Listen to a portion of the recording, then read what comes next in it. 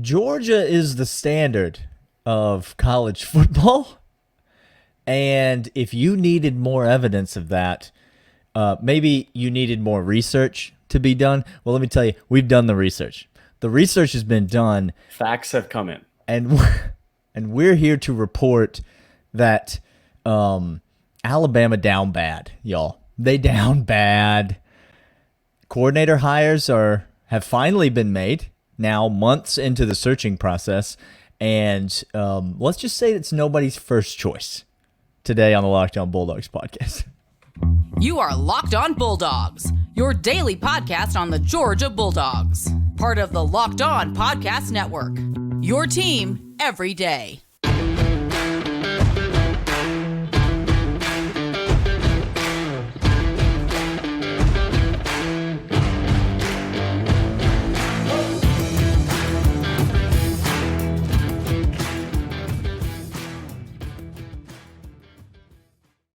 Welcome back. This is Locked On Bulldogs, part of the Locked On Podcast Network, your team every day. Today's episode is brought to you by LinkedIn. More on them in a moment. LinkedIn is the best place to get the applicants for your job that you need.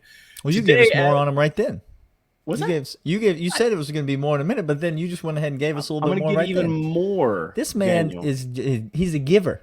He's a giver. He loves to give. I love to give. Nick Saban does not like to give out any meaningful hope to Alabama fans. Here's what they're going to find some hope. They're going to find some hope, Alabama fans. We going through that Twitter feed, and let me tell you this right now. I read one news of the day. Here's what we're going to talk about. We're going to talk about the offensive coordinator hire, the defensive coordinator hire, and how Glenn Schumann miraculously shockingly still a Georgia Bulldog defensive coordinator. Fascinating. We're going to talk about that in the third segment, but let's begin here. I'm going through the Twitter feed and saw Sidelines Alabama talk about how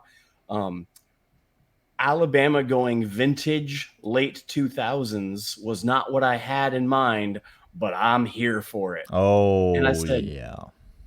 You can't be serious, sir. No, we're serious. Sir, no, we're going to spin that. The spin zone is fully operational. My gosh. Listen, this is a Georgia football podcast. And it's not the only – trolling Alabama is not the primary function of this podcast. No. But number one, it sure is fun. But it's not the last. And number two, Alabama – again, still believes themselves to be the biggest threat to Georgia. The standard of college football. Correct. But the fact of the matter is that Nick Saban is the greatest college football coach of all time in the same way that John Wooden is the greatest college basketball coach of all time. Both are indisputable facts, and both individuals I believe to be deceased. So there's similarities all across the board. You just did John Wooden dirty, just so you fully understand. Well, let's talk about Tommy Rees first. Can we talk about Tommy Rees first? Please. Because it's the least funny of the two hires. So the two hires, yes, we will get the defensive coordinator and how Steele is laughable. But if you want to talk about Tommy Rees as an offensive coordinator in the SEC, coming down from Notre Dame, having zero lick of experience at this level, being at Notre Dame and being the offensive coordinator with not the greatest talent pool in the world at quarterback and receiver and all. I hear that. Oh, wait, hold on a second. Hold on. You want to talk about first-round wide receivers and you want to talk about quarterbacks? Tight end? Do they have a tight end that I've heard is the best tight end in college football? Is what I've been told. I heard he was graded out. Pro Football Focus told me that he's better than Brock Bowers, which is a bloody lie, but that's what they say. He had talent up at Notre Dame, Daniel, and how well did he run that offensive juggernaut over at Notre Dame? Well, 60th in total offense in the NCAA. Now, that's because their conference is really, really difficult, right? My buddy who's an Alabama fan, which just kudos to you, don't deserve a shout out on the podcast, but I do know you're listening. He did point out, and rightfully so, he did point out they led their conference in offensive output. They first, actually, across the board, first. Not the COVID shortened season where they got grouped in with North Carolina. Okay, so it's It's 60th in total offense, and it's 45th in yards per play. But if you want to look at the most telling offensive statistic for actual productivity of a team, it's probably yards per play. And so sometimes total offense, total defensive numbers can be skewed. And so we'll give Tommy Rees the benefit of the doubt. We'll give him 45th in yards per play, even though Notre Dame finished 60th in total offense. Now, Notre Dame, as you mentioned, not a very talented team. Only the 10th most talented team in the FBS, Clint. In all of college football, the 10th most talented team according to the 24/7 composite talent ratings. And so, but they played such a tough schedule, that Notre Dame team did. No, but they were just really bad. I mean, early in this season, Tommy Rees was going to be fired from Notre Dame. Correct. Notre Dame is throwing a parade to get Tommy Rees out of town. Alabama fans can try to spin this however they want, but when you hire someone and the team that he's leaving is happy about it, that's not great for you, because they know Tommy Rees better than you know Tommy Rees, because they've had to watch him and his inept offensive play calling every single week for the last couple seasons. And now you take Brian Kelly away from Tommy Rees, and last year what you had was, it's called exposure, and he was exposed to the tune of not being a very creative or talented play caller. They had top 10 recruiting classes, top 7 number of years for the past 3, 4, 5 years. They had the talent. They had people coming in. They had the players. They have the cachet. If you want to talk about Notre Dame being a household name, they are. They are a household name. Now, they're not as talented as Alabama. Nobody's saying that. I'm not saying that. But what I'm saying is, again, when you're getting outdueled by coaches that are 20th, 25th, 30th in recruit rankings, that's where coaching and development really takes precedent. Yes, you must have the talent, but it's what you do with the talent that's there. And you look at Notre Dame has been known to have defense the last couple of years. That we don't refute. They played close. Ohio State was not locked down, but kept in a tight game for the beginning of the season because of the defense. And that we've never said. But they got blue bloods that come through from that tradition up there, and he did nothing. He was going to get fired. And what this we're gonna talk about this more in probably segment 3 when we talk about Glenn Schumann and why he's staying and why Saban couldn't pull him. But these top tier coaches do not want to coach alongside Nick Saban today. They used to. That's right. They used to. No longer is the case. He is not helping anybody's career get further. He used to do that. He did. No longer the case. That's why you see guys staying at Washington. Staying as the OC at Washington instead of coming to Alabama, where he was offered a job. Where he was told, you can run the offense. Listen, you say whatever you want. Again, the legacy almost cannot be tarnished, right? It's hard to say the legacy can't be tarnished because people are liking him to John Wooden, for crying out loud. Exactly. The legacy can't be touched. But the last 4 coordinators that he's hired are Kevin Steele, Tommy Rees, Bill O'Brien, and what's the cat's name? Pete Golding. Which, by the way, we're going to talk where they came from. But just a little, here's a hint. Yeah. All those guys had lost their job or were going to lose them.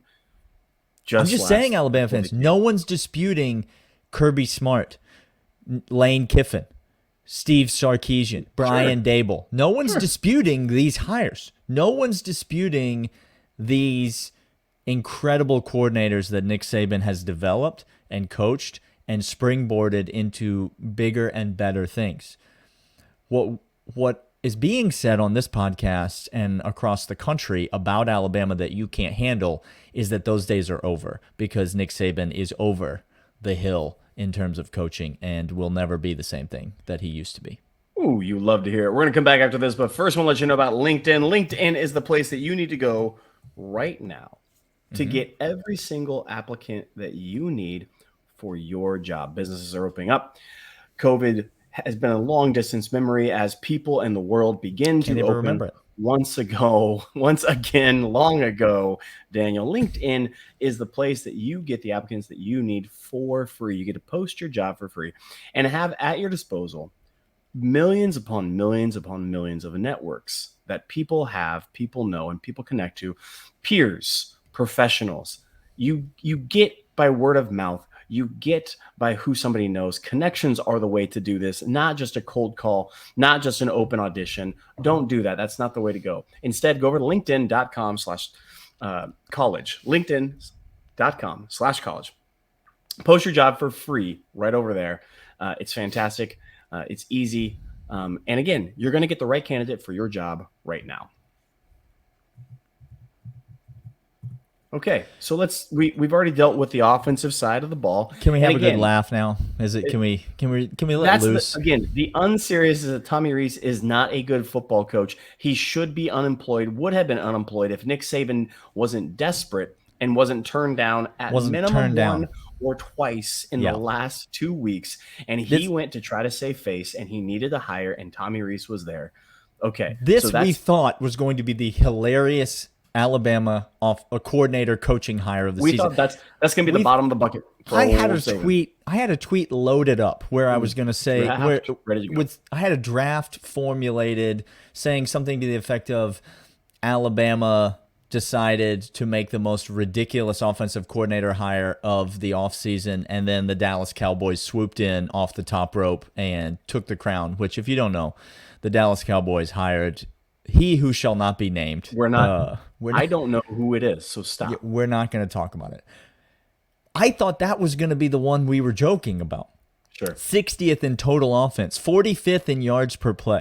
But then old Saban said, you know what? Let's get the band back together. And by band, I mean all washed up has-been old coaches in the SEC. Now, you say washed up and has-been. Surely you don't mean that Kevin Steele was something to begin with.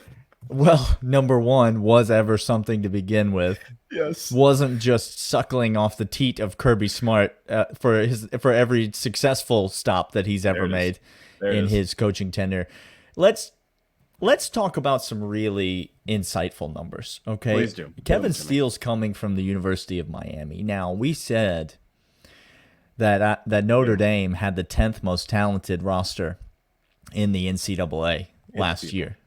Do you recall us saying that? I recall. Miami, it turns out, had the 12th most talented roster in the entire NCAA. That's talented, people. The most talented players on that most talented roster, on that 12th most talented roster in the entire NCAA, 4 of the top 6 most talented players on that roster, all defensive players. Interesting. So we acknowledge that not every player in the 24/7 composite plays on one side of the ball or the other, but it just so happens that the bulk of Miami's top-end talent happen to be defensive players. So, again, it's a lot of numbers. If you're listening on audio, just try to track. 12th most talented roster, heavily loaded with defensive talent, potential soon-to-be NFL players on the defensive side of the ball. And Kevin Steele swoops in, and he coaches that unit to the tune of 65th nationally in total defense. Now, we mentioned that total defense, not the best way to gauge defensive performance. And so, to be fair, we will give Alabama the same benefit of the doubt we gave you with Tommy Rees. Tommy Rees, 60th in total offense, but he was 45th in yards per play. Kevin Steele, on the other hand, 65th in total defense and 105th in the FBS in yards per play. Oh, no, Daniel. At Miami. No. So we're talking about the 12th most talented roster and the 105th best performing defense in the FBS. Now, I don't see too well, Chris Marler, but is that research that we just did there? Is that what that was? Was that because what I see is a loser who absolutely is a joke of a hire. And so if you want to tweet at me that people are going to criticize Bill Belichick if Nick Saban hires him, That's all well and good. But the fact of the matter is that he didn't hire Bill Belichick.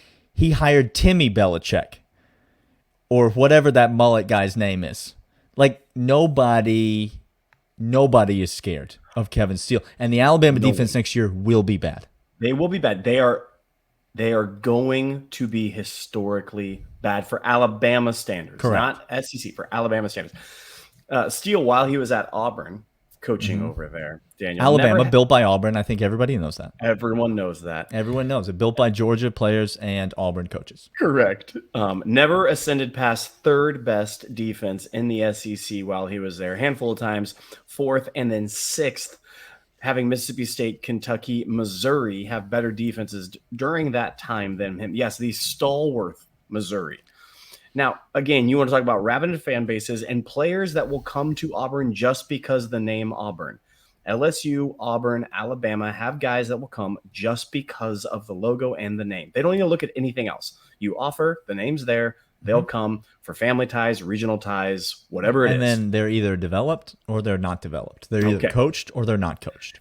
He gets fired and goes on. The next year, they have the same exact defense as the year that he was coaching. Nothing changes based upon his to somebody else, to Derek Mason, to the rest of them. Derek Mason, by the way, who had one foot out the door and doesn't want to coach anymore in college football after being at Auburn. Like that guy who is totally disinterested in it has the same ability that Steele does. So a half-interested man has full attention. One half of Derek Mason equals full effort Kevin Steele. That's correct. That sounds about right. This is what we're talking about. Goes on, and you could just track what he had done. Tennessee, and then at Miami, and now with so much of this bad mojo coming back to Alabama. Look, Alabama had to rely on To'o to be a defensive standout. Had the best player, according to all metrics, in the history of college football. They didn't do anything with that last year, and now they downgrade. This man is a downgrade from Golding. Do you understand that? And Alabama fans who will, in the same breath, tell you that you have to trust the process. Nick has never led us astray before. Not once. And yet fire Pete Golding because he is absolutely the worst. Well, I'm sorry, wasn't he the process? Wasn't he the guy that Nick Saban hired? So that was the process. It never goes wrong, except when it goes terribly wrong.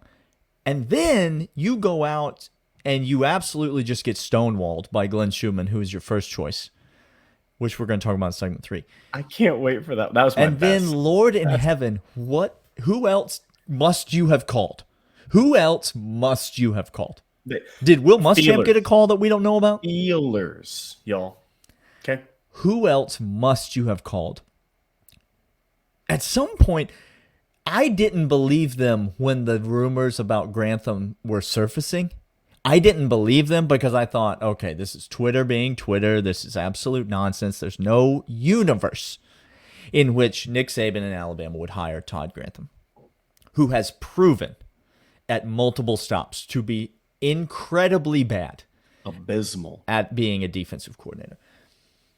Then Grantham takes a third-tier position with the Dallas Cowboys, and I thought, okay. Saints. The Saints, sorry. He's literally an analysis. He's analyzing the analyst's analysis. That's correct. That's correct. It's very hard to say, but it is correct.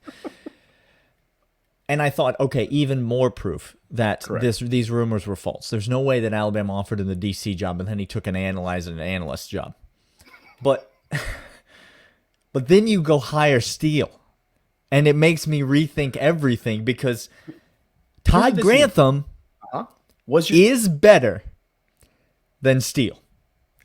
And that's a fact. Did you ever imagine uttering those words, that Todd Grantham was going to be better than the current Alabama defensive coordinator? I dare someone to dispute that with facts.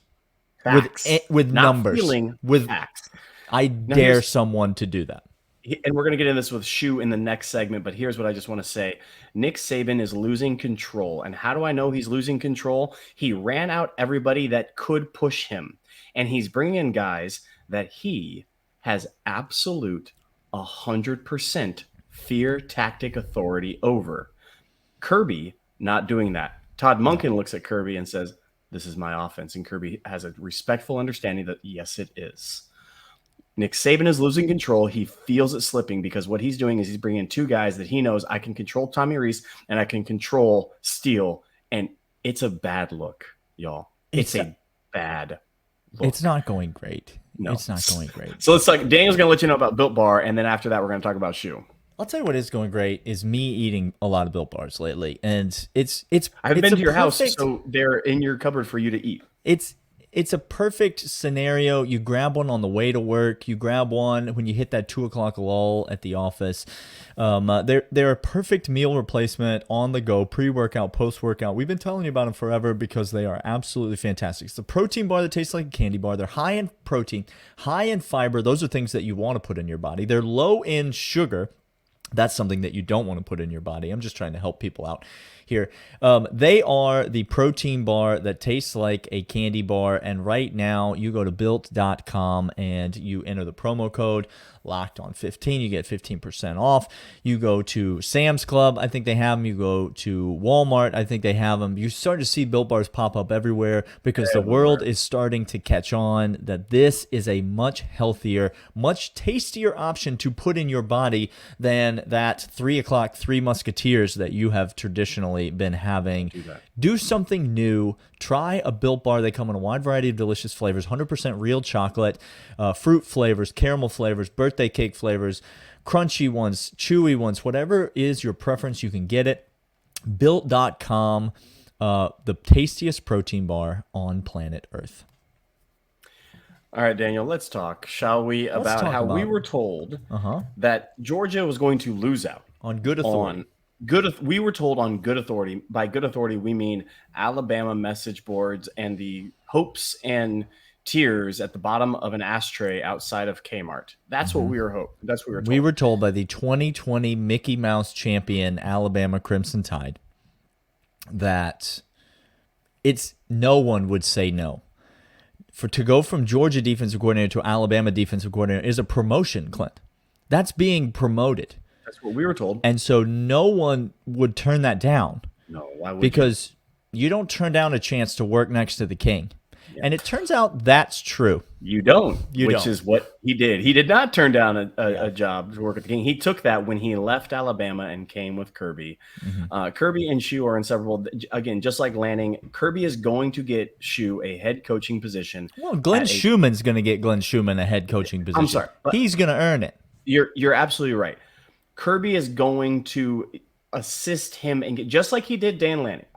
He's going to keep him. He's going to provide him the opportunity to showcase his talent. Yes, and he's going to go get a fantastic head coaching job. And you better just hope, Georgia fans, it's not in the SEC. Because Glenn Schumann will wreck fools. Because get rid of him.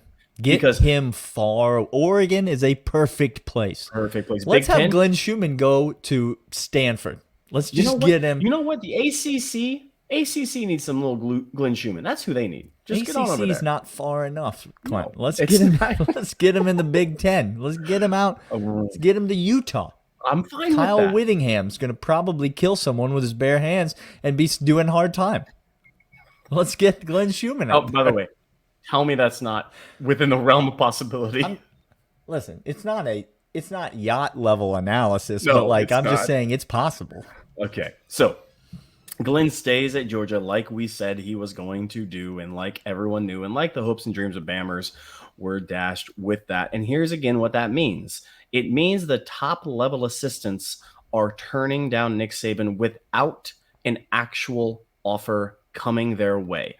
I don't know if people understand how hiring practices work, especially within college football, especially within tight ranks of the family, the fraternity that is head coaching and the college coaches that know each other so well, Daniel.